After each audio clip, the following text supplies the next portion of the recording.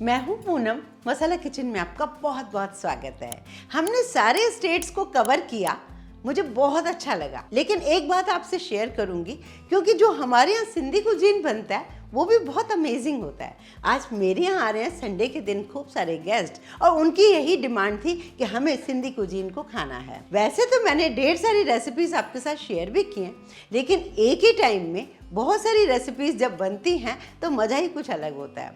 और सारी चीज़ें बड़ी आसानी से बनाई जा सकती हैं, जैसे कि दाल पकवान आप एक दिन पहले ही बना के रख लीजिए।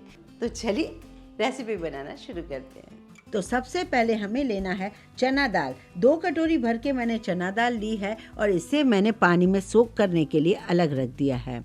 और यहाँ चलती हूँ आटा बनाने। ये आटा कौन सा है, इससे क्या बनने वाला है, ये आगे बताऊंगी। सबसे पहले एक बर्तन में हमने 1 कप मैदा ले लिया, जिसमें स्वाद अनुसार डाल दिया नमक, बहुत थोड़ा सा अजवाइन हाथों से क्रश करके, 2 टेबल स्पून ऑयल डाला है। इस ऑयल को अच्छे से पूरे मैदे को मिक्स कर दीजिए। उसके बाद थोड़ा थोड़ा पानी डालकर एक टाइट डो तैयार कर लीजिए।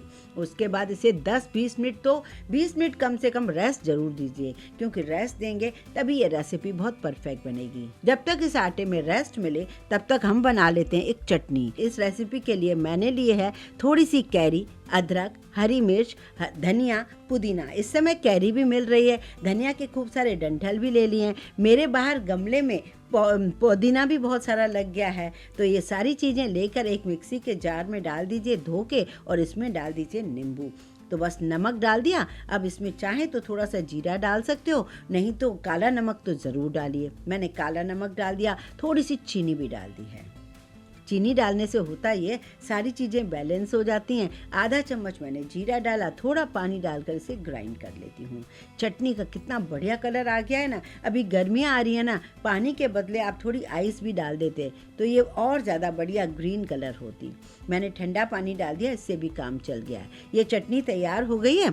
आगे बढ़ते हैं। यहाँ मैंने एक पैन लिया है जिसमें पानी डाला है, थोड़ा सा नमक हल्दी डाला है और थोड़ा साइट्रिक डाला है। साइट्रिक मतलब नींबू के फूल, वो नहीं है तो आप डाल दीजिए नींबू निचोड़ के, कोई बात नहीं। और इसमें डाल दीजिए 8-10 हरी मिर्चें, क्योंकि जो मैं नाश्ता बनाने जा रही हूँ ना, उसके साथ ये मिर्च बड़े अच्छे लगेंगे, बहुत टेस्टी लगेंगे। इसे जरूर खट्टा कर लीजिए। सारे मिर्ची अच्छे से उबल चुके हैं, उन्हें मैंने निकाल दिया। इधर दाल को भी मैंने प्रेशर कुकर में डाल दिया, इसमें नमक और हल्दी डालकर, बस और कोई मसाला नहीं डालना है। और जैसे ये बढ़िया सॉफ्ट हो गई है, इसकी कंसिस्टेंसी भी बिल्कुल परफेक्ट है। अब इसको मैं एक बर्तन में निकालती हूँ। इसमें क्या होता है, हमारे यहाँ थोड़ा थोड़ा करके तड़का लगाया जाता है। पूरी दाल में एक साथ तड़का नहीं लगाया जाता है। बस इसमें तड़का तो छोटा सा लगता है, सूखे मसाले डालकर, जैसे मनपसंद थोड़ा अमचूर पाउडर डाल दिया, थोड़ा जीरा डाल दिया, मिर्च डाल दिया। बस ये अपने मनपसंद मसाले डाल दीजिए। यहाँ मैंने घी 1 चम्मच लिया है और उसमें डाल दिया जीरा डालने के बाद उसे चटकने देते हैं। थोड़ा सा कश्मीरी लाल मिर्च पाउडर डाल दिया और इस दाल के ऊपर मैं ये ऑयल डाल देती हूँ। चलिए आगे बढ़ते हैं। उस आटे को अच्छे से रेस्ट मिल गई है, इसकी हम एक छोटी छोटी लोइयाँ लेते हैं और उसे बेल लेते हैं। जरा सा जरूरत पड़े तो मैदा लगाने की जरूरत पड़ेगी, वरना ज़्यादा जरूरत नहीं पड़ेगी। ये मैदा इतना सेट हो जाता है ना बढ़िया। जितना हो सके पतला बनाइए, मोटा तो बिल्कुल भी नहीं बनाइए। पतला बेल लीजिए और इसके लंबे लंबे ऐसे चाकू से कट कीजिए। कट नहीं करेंगे तो ये फूलेगी। अब आपको ऑयल गरम करना है, बहुत तेज गरम नहीं करना है, मीडियम गरम होना चाहिए। और 1-1, 2-2 पापड़ियां इसमें डाल दीजिए और दबा दबा के इसे फ्राई करना है। आपको लगेगा कि 2-2 पापड़ियां ये बीच में कच्ची नहीं रह जाएंगी, नहीं, उलटते पलटते जाइए, ये चिपकेगी नहीं, बहुत बढ़िया बनेंगी। गोल्डन कलर आने तक इन्हें फ्राई कीजिए। और ये काम आप एक दिन पहले भी करके रख सकते थे, हमारे यहाँ ऐसा ही होता है।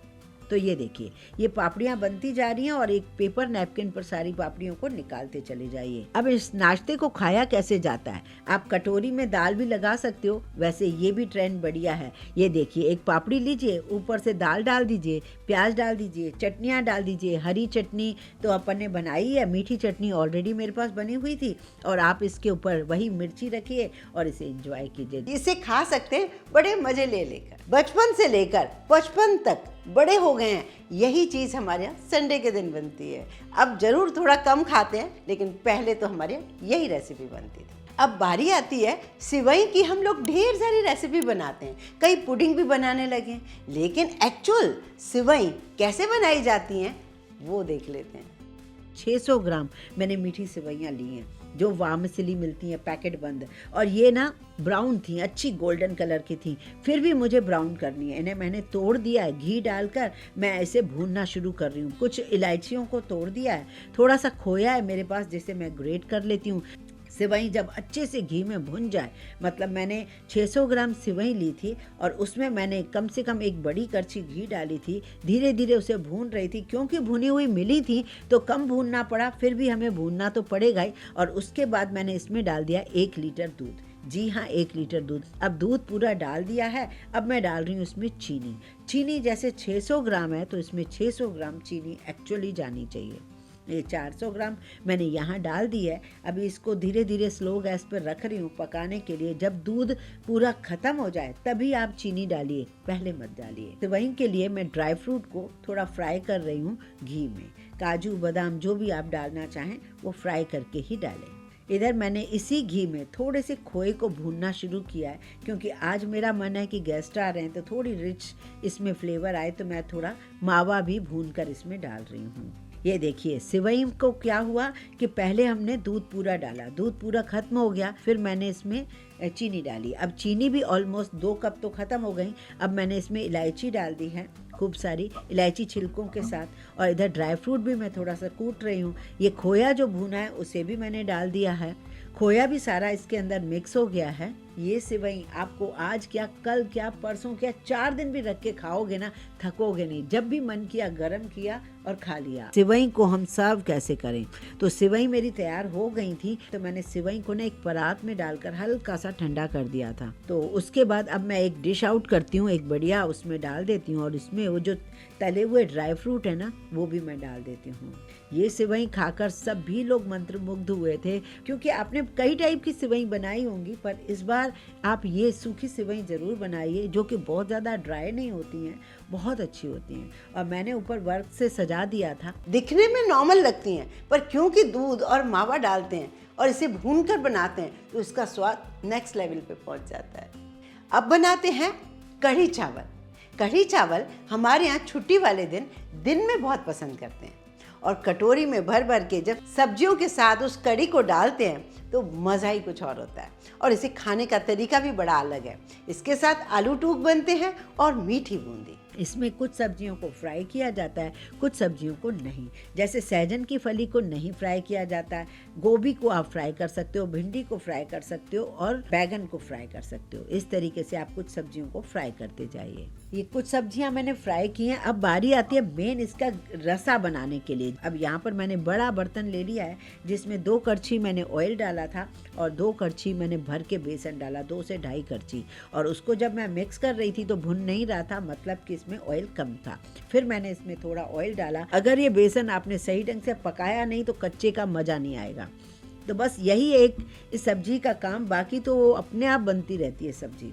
जब बेसन की खुशबू आने लगे तब आपको जीरा, राई, मेथी दाना और 1/4 टीस्पून हींग, ये चारों चीजें डालिए। इसको भी भूनते जाइए। फिर आप लीजिए एक कटोरी में हल्दी पाउडर और लाल मिर्चों का पाउडर। वो डालने के बाद एक हाथ में आपको पानी होना चाहिए, नहीं तो ये मसाला जल सकता है। और फिर आप ये पानी डाल दीजिए। पानी 2-2.5 लीटर तो इतनी सारी कढ़ी में डलेगा ही, बल्कि 3 लीटर भी डलेगा।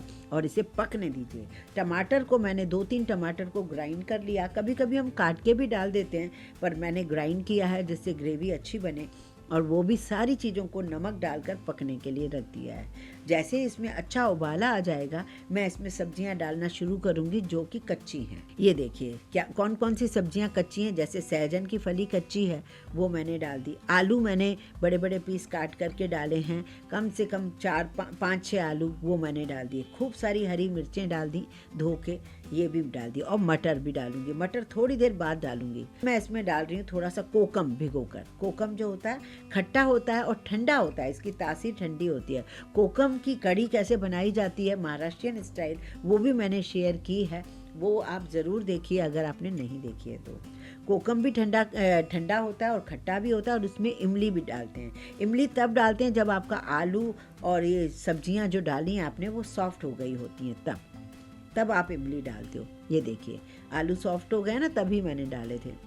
तो ये सब मैंने चेक कर लिया, सब्जियां उबल गई हैं, मटर भी डाल दिए थे।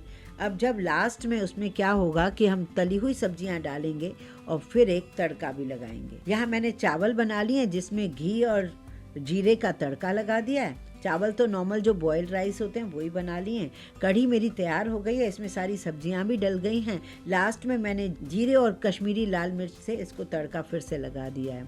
और लगाने का, सर्व करने का तरीका भी क्या होता है, एक बड़ा कटोरा लीजिए, उसमें चावल डालिए, चावल डालने के बाद कढ़ी डाल दीजिए। कढ़ी मतलब ये रसे वाली जो सांभर टाइप बनाई है, और अच्छी खासी मिर्च डलता है, अच्छा खासा नमक, खट्टा भी होता है, टेस्टी बहुत बनता है। और सारी सब्जियों का जो स्वाद आता है ना, इसमें बड़ा अमेजिंग सा होता है।